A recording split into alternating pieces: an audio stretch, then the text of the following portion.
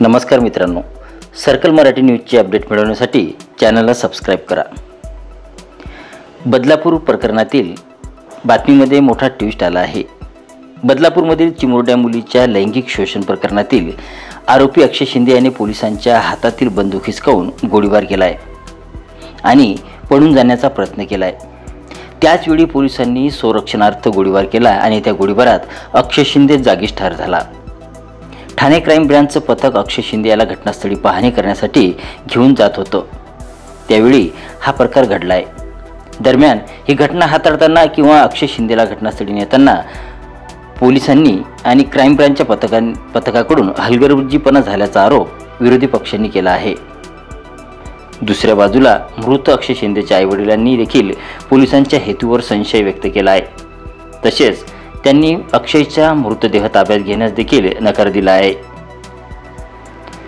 या दरम्यान राष्ट्रवादी काँग्रेस शरदचंद्र पवार पक्षाचे अध्यक्ष ज्येष्ठ नेते शरद पवार यांनी या प्रकरणात पोलिसांनी हलगर्जीपणा केल्याची टीका केली आहे। ते म्हणाले की पीडित मुलींना न्याय मिळवण्यासाठी कायद्याच्या योग्य चौकटीतून आरोपीला फाशी झाली पाहिजे होती, परंतु या घटनेतील मुख्य आरोपीला स्थलांतरित करताना गृह विभागाने दाखवलेला हलगर्जीपणा संशयास्पद आहे।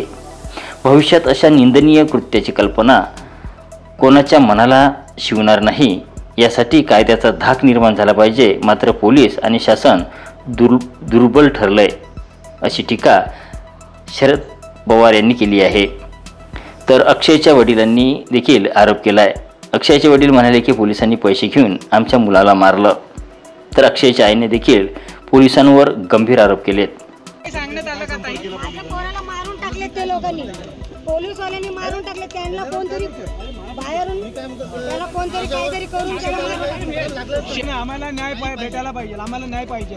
आम्ही बॉडी ताब्यात घेणार नाही, काय मागणी आणि याच्यावर चौकशी व्हायला पाहिजे पूर्ण आजपर्यंत। आणि शाळा प्रशासन पण याला जबाबदार आहे आणि याच्या शाळेत असतील तर त्यांना पण शिक्षा व्हायला पाहिजे। काँग्रेस नेते विजय वडेट्टीवार यांनी देखील पोलिसांच्या कारभारावर आक्षेप नोंदविलाय। पोलीस रिमांडमध्ये असलेल्या आरोपीला फार पोलिसांनी व्यवस्थित सांभाळायचं असतं। ठीक आहे, कोर्टाचे आदेश आहेत की ते हातकडी घालू नये, हात बांधून नेऊ नये, दंड पकडून नेऊ शकतो आपण, त्याच्यापासून सुरक्षित ठेवू शकतो। पोलिसांनी आता मला माहिती मिळाली की पोलिसांनी स्वतःचा जीव वाचवण्यासाठी त्याच्यावर गोळीबार केला, अशी माहिती मिळते। याचाच अर्थ असा आहे की त्या मुख्य आरोपीला संपवून इतर आरोपीला वाचवण्याचा प्रयत्न पोलीस करतायत का? पोलीस करतायत म्हणजे गृह खातं करताय का, शासन करताय का, अशी शंका घेण्याची त्या ठिकाणी पूर्णतः शक्यता दिसते आहे। आणि म्हणून आमची मागणी आहे की या सगळ्या प्रकरणाची न्यायालयीन चौकशी व्हावी। हे सगळं प्रकरण न्यायालयीन प्रक्रियेमध्ये आणावं आणि उच्चस्तरीय चौकशी करावी। मुख्यमंत्री एकनाथ शिंदे काय म्हणाले ते जाणून घेऊयात।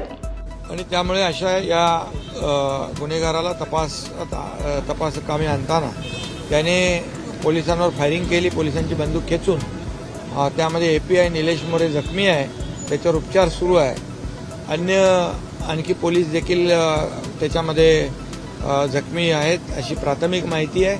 आणि त्यामध्ये स्वसंरक्षणार्थ सेल्फ प्रोटेक्शनमध्ये यांनी पोलिसांनी बचावासाठी गोळीबार केला आणि त्याच्यामध्ये ही घटना घडलेली अशी प्राथमिक माहिती माझ्यापर्यंत आलेली आहे। आता पोलीस तपास सुरू आहे। उपमुख्यमंत्री आणि गृहमंत्री यांनी पोलिसांनी स्वरक्षणार्थ गोळीबार केलाय अशी प्रतिक्रिया दिली आहे।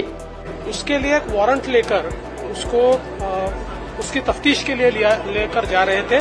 उस समय उसने पुलिस की बंदूक छीनकर पुलिस के ऊपर गोली चलाई, हवा में गोली चलाई और अपने संरक्षण के लिए पुलिस ने उसके ऊपर गोली चलाई। तर शेवटच्या क्षणात कसा झाला अक्षय शिंदेचा एन्काउंटर ते पाहूयात। अक्षयच्या दुसऱ्या पत्नीने त्याच्या विरोधात केलेल्या अनैसर्गिक लैंगिक अत्याचाराच्या तक्रारीनंतर बदलापूर पोलीस ठाण्यात गुन्हा दाखल करण्यात आला। या प्रकरणी अक्षयला ताब्यात घेण्यासाठी पोलिसांचे पथक सोमवारी 23 सप्टेंबर रोजी तळोजा कारागृहात पोहोचले।